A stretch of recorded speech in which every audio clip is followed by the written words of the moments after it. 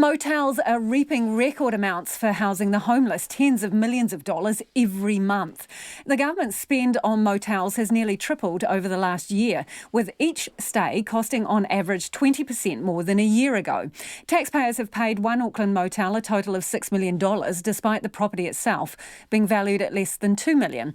And with a record 14,000 people on the state housing waiting list, the government's motel bill is showing no signs of slowing down. Our reporter Nita Blake-Persen and cameraman Nick Monro visited the Otāhuhu motel, which has received more government cash than any other place in the country. Tucked behind the Otāhuhu shops, 21 Park Avenue doesn't jump out as a multi-million-dollar motel. Washing dries on balconies, kids play in the car park, and inside the communal kitchens are sparse and rooms are basic. It's been criticised for being a rat hole, but Seta, who is among the more than 900 people put up here by Work and Income over the past 3 years, says that's not the case. This place was, safe and secure, especially us have kids. I don't see any issue while I was here. And I created this place as my own home. Everyone here in New Zealand need a place, and this is a place for them. Housing people in motels was supposed to be a short-term solution to the ballooning waitlist for state housing, a way to stop people being forced to sleep in their cars or on the street. But they've become a lucrative windfall for moteliers. Sandeep Kaur is the manager here and says the high demand brings high price tags. So how much was being charged here at the height? In the minimum charge, we were charging people that I started $12.50 a week. I reduced the amount for the many clients, those are nice and have a family, clean people. I increased the amount by myself many times. Those people are using drugs, alcohol, and don't want to leave that place because they have nowhere to go. And there are a lot of people who have nowhere to go. Auckland Astro Residences has received the biggest government cheque for housing the homeless, receiving more than $6 million over the past 3 years. That's $1.5 million more than the second highest earning motel, and the QV valuation for this property is just $1.7 million. Some businesses, motel owners, have taken advantage of some people's desperate situations to charge a lot of money and make a lot of money off this. Yes, I think it's true. Because as I said to you before, high demand is expensive. They know they will pay because they don't have any option. $1,200 a week doesn't get you much, but the basics are all here. Since I've been staying here, I didn't see any rat or cockroach or any maggots or anything. The room was clean. Sandeep says anyone was able to stay here, but that came with risks. I faced many problems here when the people came here.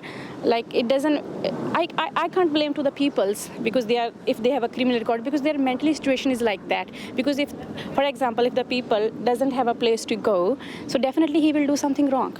The Ministry for Social Development stopped using Auckland Astro Residences for emergency housing in June after discovering the motel's owners had been placing clients in an illegally sublet property.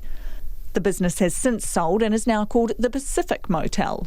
Neither the new nor the old owners responded to Checkpoint's request for comment, but Sandeep Kaur says they were operating as any business would. I will not say that he took advantage because I think he had done his business. I will say like that. He have done. Everyone have doing business to making a money. So I think government should make some cheap motels or provide them permanent house. Then no one will take advantage of these things.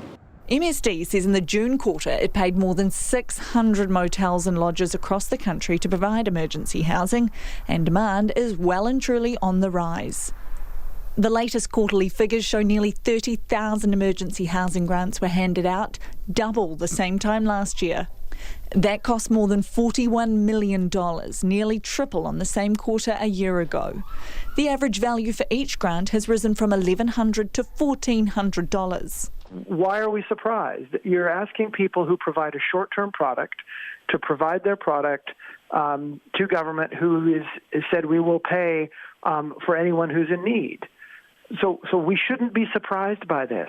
What I'm surprised at is that we haven't seen government make itself its own fiscal argument for why it needs to be investing in the long-term permanent supply, because that's what will truly see the numbers go down in the short-term emergency spend.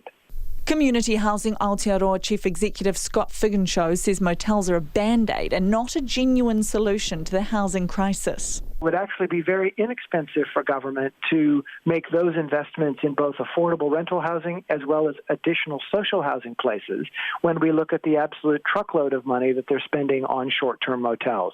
So we don't understand why we're not seeing more investment in both the permanent solutions if government is comfortable making these investments in the Band-Aid. Scott Figgenshaw says until there is consistent investment in affordable social housing, the government's motel bill will continue to climb. The latest snapshot of the waitlist showed there were 41,000 households in the queue for state housing. Nearly 5,000 of those waiting are single parents with children. In a statement, Public Housing Minister Chris Wha'afui says he knows motels aren't ideal, but they're better than people living in cars or in overcrowded conditions. He says the government is trying to provide more long-term sustainable housing by spending $234 million, creating 6,400 more public housing places by June 2022.